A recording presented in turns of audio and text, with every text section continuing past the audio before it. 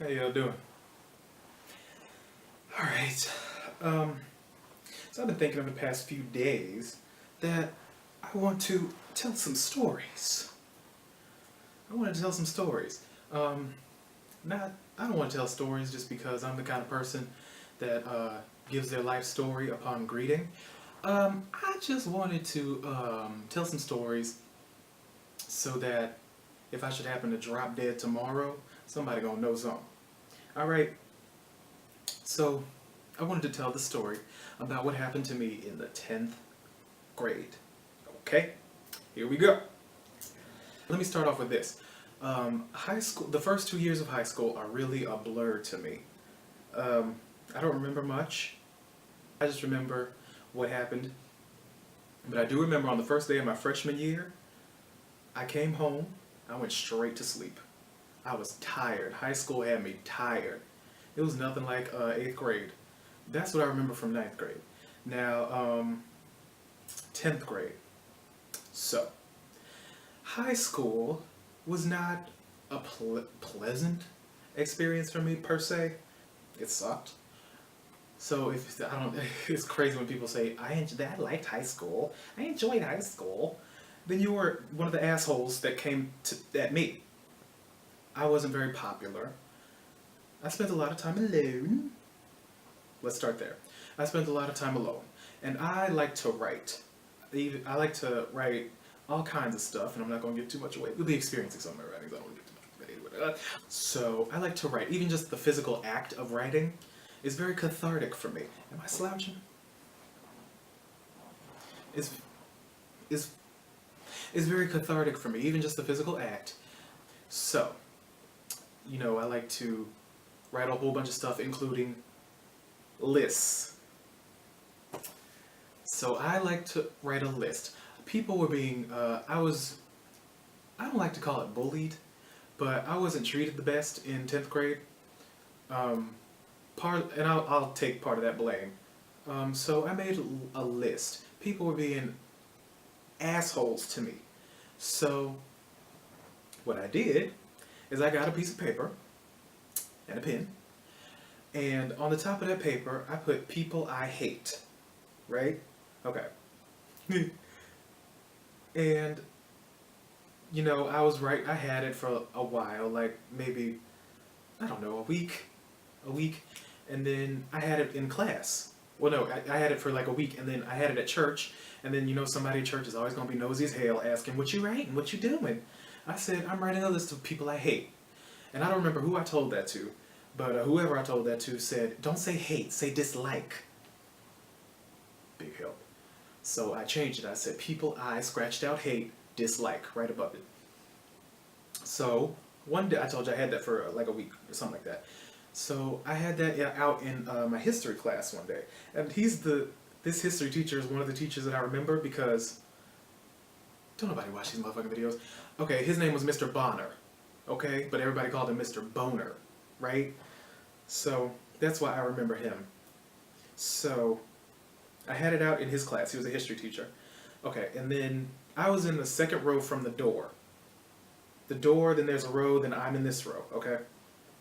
So I had the list out on my desk, writing on it, and then like 5 or 6 chairs. And I do remember there was a girl that sat across from me and a guy that sat right behind her. So I'm writing on my little list. I'm thinking nothing of it. It's just a piece of paper, it's a list, whatever. And this dude is looking over, he sees what I'm writing, and he sees it's a bunch of names. And he says, "Now listen, I don't know if y'all watch my other videos, judging by the view count, probably not, but my sense of humor is very different." That's a good word. Different. So I'm writing on my list. He's looking over my shoulder, seeing that I'm writing names, and he goes, "Hey, what's that? Is that your hit list?" I nodded my head, deadpan, because that's how, like 97% of the time that I'm talking, I'm joking. So he's looking, and he said, "Is that your hit list?" And I said, "Joking." Okay? So then I guess he took it seriously. So then, so I guess the rumors started out with him. So I'm going on about my business, about my classes, about my year, about my day, about my week, okay? Just for clarity's sake, because I don't remember. Let's say that was a Monday. So by Wednesday, I'm hearing talks about people coming up to me talking about, hey, do you have a hit list? Are you going to kill somebody? What the I said, no, I was joking. Nobody, I'm guessing they didn't believe me. Nobody said anything, but they go, oh, okay. I'm like, who, me? I wouldn't know where to get a gun if you gave me directions to a gun shop. Maybe about a week. So that was Wednesday. The Friday passed. Next week comes around. Everything's fine. Sometime during that second week, I'm pretty sure it was a Friday. So during that second week, I'm in biology class. I do remember that class, Miss Malone. And I do remember I'm going to take some of the blame here. Because I do believe that I fed into it. Because like I said, I don't want to call it getting bullied, but I wasn't treated the best. Like, kids were teasing me and stuff about everything. And then I went up to the teacher, and because some kids were talking about me, making fun of me, saying stuff. I went up to the teacher, and I said, can you get so-and-so to shut up, stop talking to me, he's fat-mouthing me. I use those words, I watch too much Good Times. I said, he's talking about me, tell him to leave me alone. I'm going to bring a gun to school and shoot everybody. Mistake number 2 on my part. The first mistake was not smiling when I said, yeah, it's a hit list, to make him know it was a joke. Second mistake is telling the teacher that I'm going to kill another kid. So that was my mistake. So she goes, okay, are you serious, or are you just talking? I said, well, I'm just talking, but he's really getting on my nerves. Okay, so that didn't help anything. So I go back to my seat, because the teacher was no fucking help. I'll cuss, ain't nobody worry about it. Anybody watch this? So I go back to my desk, maybe, let's just say, 2 days later. Okay, and I'd heard more about people coming up to me about this list. More people had heard about it. Everybody was talking about it, apparently. So this was a Friday. On this Friday, I kept the list in my backpack in a little pocket. So I had the list, and we're in 7th period, the last period of the day, biology, with Miss Malone. So we're sitting there, and I'm like, you know what? I done heard too much about this list. This is what pisses me off, even to this day, is that we were like 3/4 of the way through the class, and I had planned, after that class was over, I was going to throw that list away before I walked out the door. That gets to me to this day. 3/4 of the way through the class, we get on the door, right? It's one of the principals. It's the one with I think she was the lesbian haircut. But she came to the door with 2 cops. She says, we want to see Mr. Williams. Now, first of all, I don't know who the hell Mr. Williams is. I'm not fucking Spanish. It's Williams. There's L's. Say it. Okay? So she wanted to see Mr. Williams. I'm like, who the fuck is that? Oh, y'all want me? Okay. So I got up. The adrenaline kicked in because I was shaking like hell. I got up with the list in my backpack. I went out and we walked into the principal's office. Like one of the actual offices. Like I was sitting at the desk in the big principal chair. So one of the cops took my backpack. I do remember one of the cops had to burp. One of the cops he was bald, but he had a widow's peak, and he had hair on the sides, but he was bald, but with a widow's peak. Like, how does that work? So one of them took my backpack, started searching it, and I was like, oh shit, he's gonna find it. He's gonna find what he's looking for. So then he digs in that little pocket, he finds the list. And I'm like, oh hell. So I was in this office for maybe it got dark, like by the time I got home.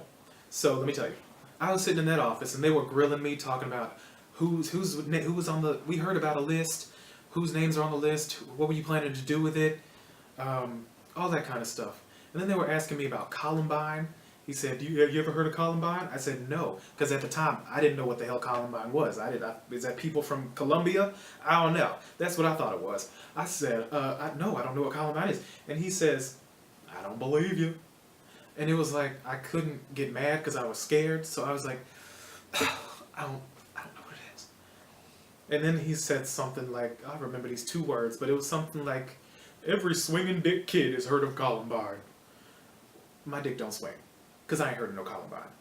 All kinds of, like, they were grilling me and asking me all kinds of questions, talking about, here's what I don't understand, is they told me, the cops told me, that they had gotten 9 witness reports that said I told them I was gonna come shoot the fucking school up, right? Where did the other 7 people come from? I was like joking with 2 people, and they probably recruited some other people. Said, this dude is writing a hit list, like, well, let's write a report, I'm scared. So they had every right to be too. This is stupid. It's just a stupid situation. They put me through it. And they, at one point, I remember writing like almost kind of a letter of apology. Like, something, I remember I used the word misconstrued because I spelled it wrong, and I didn't know until like 2 years later. But it said, I apologize to anybody who may have thought that I was gonna come shoot them or murder their mothers in their sleep. And if any of my words have been misconstrued, I'm truly sorry, some bullshit like that. While all that's happening, somebody is trying to call my mother. And my mother, back then, just like now, did not answer her phone. So who was always the second in line for a phone call? My sister. So they got in touch with her. They called and she answered. So then they were talking to her since she was legal and all that stuff.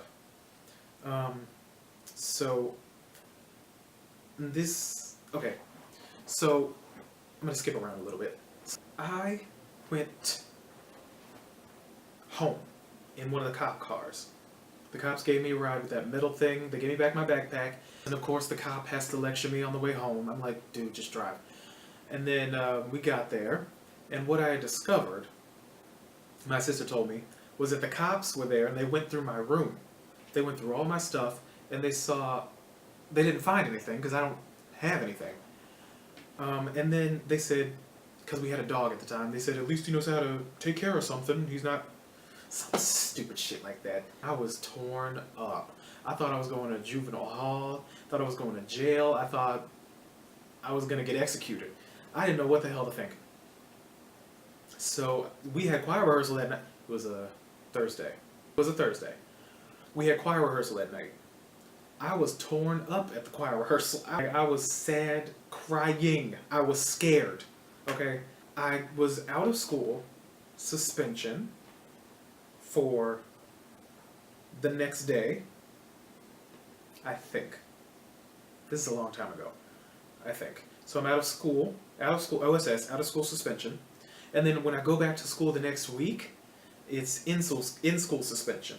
I was in-school suspended like for a good 3 weeks. They didn't know what to do with me. I didn't know what was going to happen. And then, I don't remember exactly what the bridge was, but I was in, for the rest of the first semester, there was 9 days left. They put me in an alternative school, the annex. Okay? For the last 9 days, and then Christmas break, and then I came back. I thought after Christmas break, I was going to be able to go back to school. Not so. I stayed in the annex for the whole semester, the whole second semester. So it was a semester and the last 9 days of the first semester. I didn't know what was going to happen. So let me tell you about this, and I call it school jail, because it really is school jail, okay? Let me tell you about it. There was four high schools in the district. I think they take from middle school too, but there was 4 high schools in the district. Everybody who gets in trouble from any of those high schools goes to that same annex, the alternative school. They gave my mother the memo of what I'd have to wear in the alternative school. So it's either white or gray collared shirt, khaki pants, a brown or black belt, and like brown or black shoes. So that's the dress code. So when you walk in the door, there's a metal detector. You line up at the metal detector, you take off your belt and anything else that's going to make the metal detector go off, like a airport, every single day. And then they'll file you into the cafeteria, which was directly to the left of the metal detector. After you go through it, you go into the cafeteria, you sit down, and you shut the hell up. We couldn't talk at all. So when the first bell goes off for you to go to your first class, I think they just let you go. But through the rest of the day, they have to... You need an escort to do everything. It's the ice maker. The teachers have walkie-talkies, and they have to call for a principal escort if you want to get out and go to the bathroom, you want to go to another classroom. So, just like jail, you had to walk with your hands behind your back. Like, you could not do anything. You couldn't talk. It's jail. That was all day, every day. So, you go to class, you do what you do, you go through the halls, like with monitors, like the principals are monitors. The principal was cool. The monitors are watching you go to class. You need to shut up while you walk. Okay, so you go class, class, class, class, and then there's lunch. When you go to lunch, you sit down. You don't go to any lunch lines. You don't do anything. You go to your table. Find a table. I don't think it was assigned, but you find a table, and you sit down, and then they will tell you, table by table, you can get up and go get your lunch, but shut up doing it, right? So then you get your lunch, you sit down, and shut up, eat your lunch, and then lunch is over. It was like troublemakers of all kinds. There was dudes there for drugs and fighting. I'm not gonna fight. That's money. And it was basically just like jail.